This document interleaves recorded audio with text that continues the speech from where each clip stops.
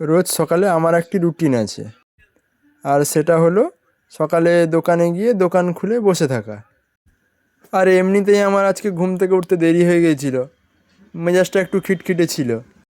তারপর দোকানে গিয়ে দেখি আর এক কাণ্ড। দোকানে নতুন মাল এসছিল, সেটা আমি জানি, কিন্তু মালিক যে এইরকম অবস্থা করে রাখবে সেটা বুঝতে পারিনি।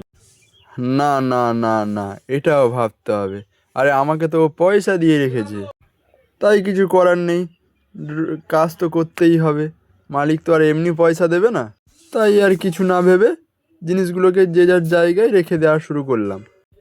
আর এই করতে করতে বেলা গড়িয়ে দুপুর হয়ে গেল। তাই আবার রোজের মতন দোকান বন্ধ করে বাড়ি যাওয়ার দিকে রওনা দিচ্ছি। আবার ঠিক রোজের মতন বিকেলেও দোকানে এসেছি।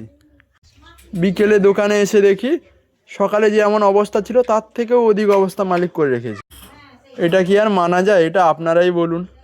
কিন্তু কিছু করার নেই, কারণ ও তো আমাকে পুষে রেখেছে না। বাদ দিন, আমি আমার কাজ করি, আপনারাও আপনাদের কাজ করুন। দেখা হচ্ছে পরের কোনো ভিডিওতে।